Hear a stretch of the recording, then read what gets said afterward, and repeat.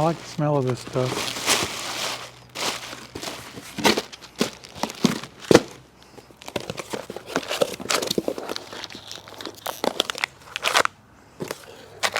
Okay. We're carrying 2 fondant patties in our store. I've been using both of them, and the bees love them both. And quite honestly, over the last couple of years, I've used several brands of fondant patties, and as far as I can tell, they all work great. I've not seen anything wrong with any of them. The Hive Alive is very popular. It's a little high priced, but it's very popular. This is the date ant version of a winter patty. It's called AP23 Winter Patty. It's mostly sugar, but it also has a little bit of pollen supplement in it, which I actually kind of like the idea of. A lot of folks don't know that even if bees aren't rearing brood in midwinter, a little bit of protein is a helpful thing. But what I'm doing with these patties right now is trying to make sure that some of our single-story colonies are not going to run out of food in midwinter. And I have some double deeps in our cell building yard that we actually want to try to stimulate a little bit and build up for late March for making cells for us. I had fully intended to make our own sugar patties for this winter, and we've been so busy that we just haven't got to it. So I've just reached into our stock here that we sell in the store. We've just been pulling out patties and using them. Hopefully pretty soon we'll get down to making our own stuff. There's nothing wrong with these patties, even though they're not homemade. In fact, they might even be better. It's just that they're a little expensive. This one is the most expensive. This isn't too bad. And because I get dealership pricing on both of these things, it's a little more palatable for me.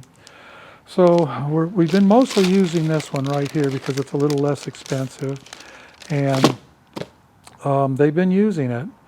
The stronger colonies have used up a patty like this already, and the weaker ones are still working on it. We tried both of them, and both of them are disappearing. The Hive Alive packaging is interesting. It's plastic, which in a way is a good thing. You just cut a hole or a triangle in the middle and then place it on top of the cluster. And this one, we just scratch the paper and just put it on top of the cluster. The only thing I don't really like about this, besides the price, is that when you're done, you've got this plastic garbage left. When you're done with this one, you have a little bit of paper, which is, more or less organic matter, and if a little of this shows up on the ground or something, not a big deal. And this has to go to the dump or something, and definitely don't want to leave it in the yard or in the colony. But we're having good luck with both of them, and I just thought I'd talk about that a little bit. We're going to go to the bee yard, show us working with them a little. Well, I'm at my home yard with John and Selena. This is a yard just below my house that I use for building cells and grafting and things like that in the spring and summer. The reason I use this spot is it's very secure, very safe. I see it every day, a couple times a day as I come and go. We use that trailer right there as a grafting shaft. That's left over from the old days when we used to travel a lot. We'd take that trailer on the road so we could graft wherever we were. Today it's just on blocks sitting there, still working though. And we're at this yard for a specific reason. I need these colonies to be pretty strong by late March, early April, so we can start building cells with them. And I'm not a big proponent of pollen supplement in most cases. I don't have to build bees up early for pollination or anything like that.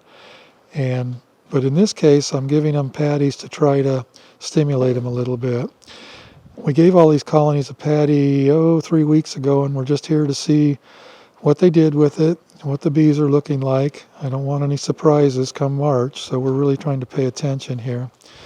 Of course, Selena right now is working on a colony that had a nuke overwintering on a double screen board. We got a few of those speckled around our outfit, not a lot this year. Now, something about a double deep colony, if they're clustered tightly in the bottom box, they don't always go up to the top to make use of these patties. So that's another thing we're checking on. Some colonies are stronger than others. I think some of these on the left side are strong enough they're probably eating up the patty even though it was put on the top.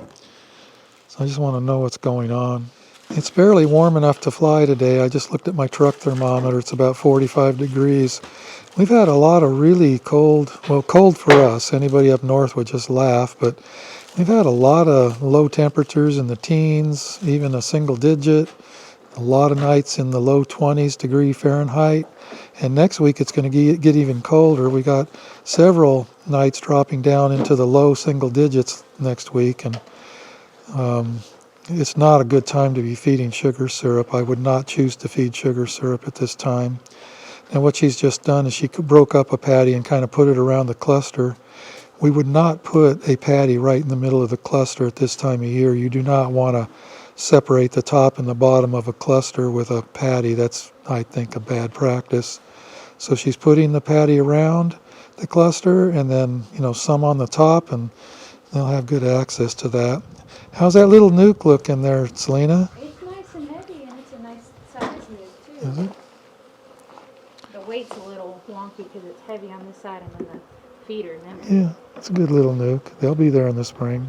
do you think we should give them another half a patty? No, that's enough. Let's let them finish that, and then the next time we come, we'll give them some more. Okay. We have good access to this yard. Now, some yards we got to be careful. We may not be able to get back again if it snows or something. So, how's that, John? That doesn't look good at all. What's going on there? Which what? That one you got open. Oh, that's the top of it. Oh, that's the top. This is the bottom. Oh, okay. Sorry. Oh, yeah, you're good. I looked at that and said, "Whoa, what's going on there?" That looks okay. Yeah, it's not bad. Considering the fact there's no bees in that top box, that tells me that's probably a heavy box and there's no room for them to go up in there. If that box was light, that cluster would have moved up into the top box. Yeah, this has got some weight on it. Yeah.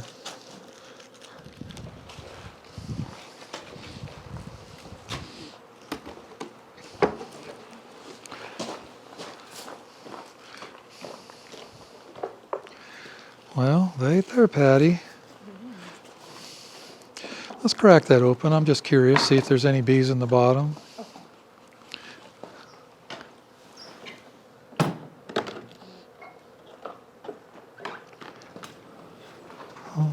A few, maybe 3 frames of bees in the bottom.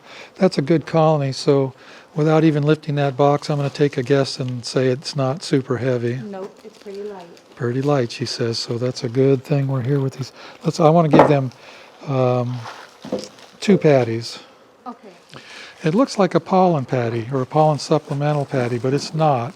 It's just got enough of that AP23 pollen supplement in it to give it some color. Now here's an interesting fact that some people don't realize, and that is bees they overwinter much better if they have some protein. Of course, ideally you want some pollen in the combs that they can nibble on all winter long, and I suppose these probably have a little of that, but giving them a little bit of protein in your sugar patties is probably not a bad thing. Now, we've tried all kinds of sugar patties. We've used the Strong Microbial brand, Hive Alive brand, and these winter patties from Date Ant. We've made our own, and I'll be really honest, I don't see that any one of them seems to help the bees any more than any of the others. They do well with all brands that I've tried. Again, I want to crack it. I want to see what's in the bottom.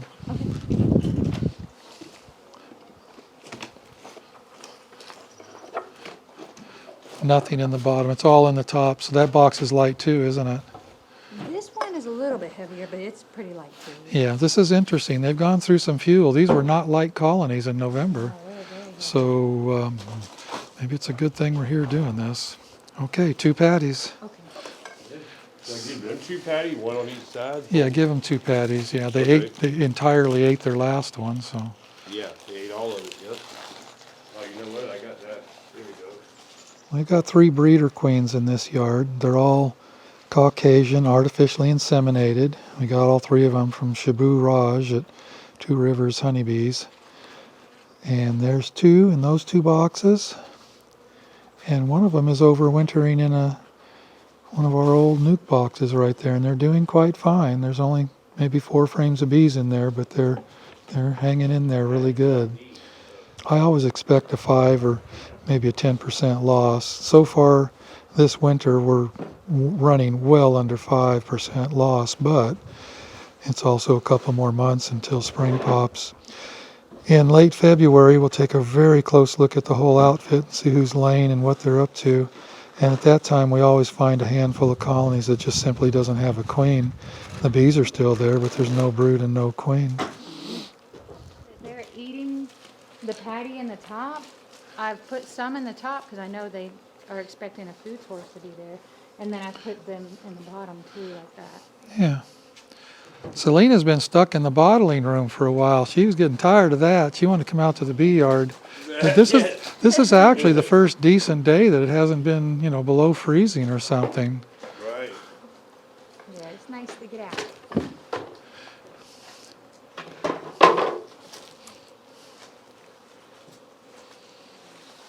This colony is a little bit smaller, but they'll make it.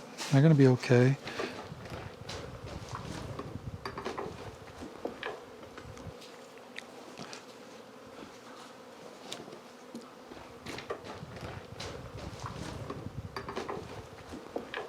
Selena, let's see what our breeders look like.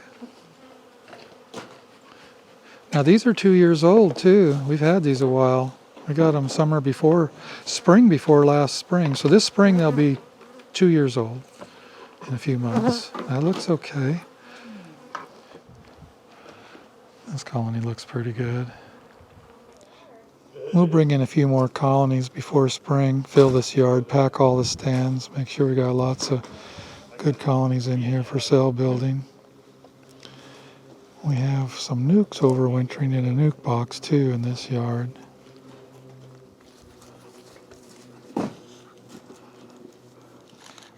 I'm real curious about these little nukes, see how they're doing. I wouldn't be surprised if we lose a few, especially with this cold weather. Okay. Remember they were like big giant dudes? Right, yeah, they were good. Heavy. Yep. Yeah, they done. They've eaten that and they. I'll give them a whole one. So you gave them a half a patty last time? Yes, and it was completely gone. Yeah, give them a whole one, yeah.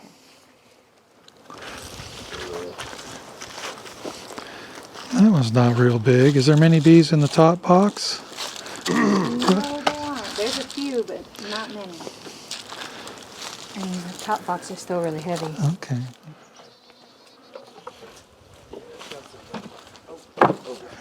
Is it heavy, John? Oh yeah. Yeah, it's got some weight. Okay, that's a nice cluster. Yeah.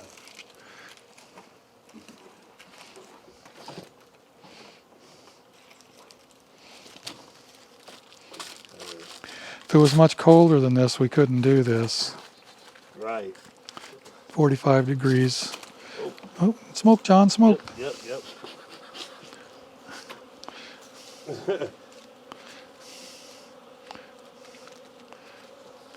Yeah, 45 degrees Fahrenheit, that's about it. We have worked bees colder because we had to for one reason or another, even down into the upper 30s, but I really don't like doing that. I don't like doing it even at 45 degrees Fahrenheit, but it's doable.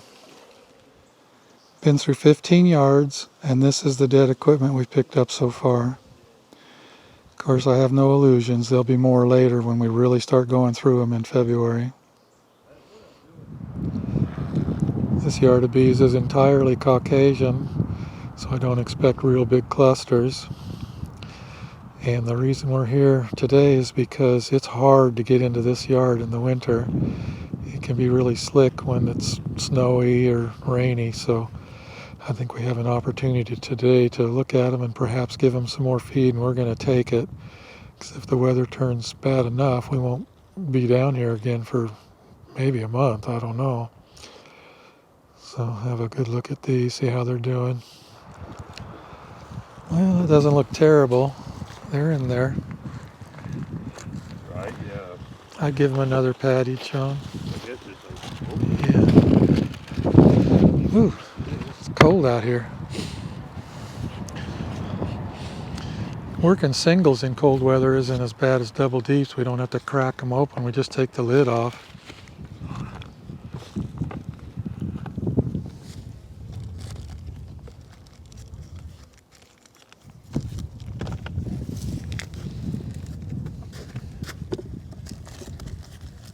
Yeah.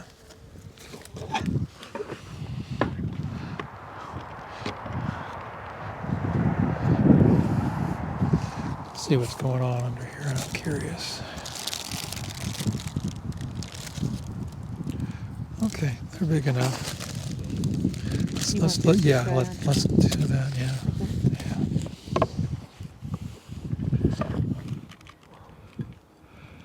I don't think that snow's going to go completely away until the next one comes. Okay. Yeah, that wasn't a bad colony. So Okay. that camera would catch. You can see that snow with your camera with your phone with your I camera. think up. so. Let's. That's pretty cool. Those are done. They're done. These ones? Yeah. Oh my God. Hell. But thank you. Okay. Not a great yard. Most of them will make it. There's one or two here that probably won't be there in February, but for the most part, they'll make it.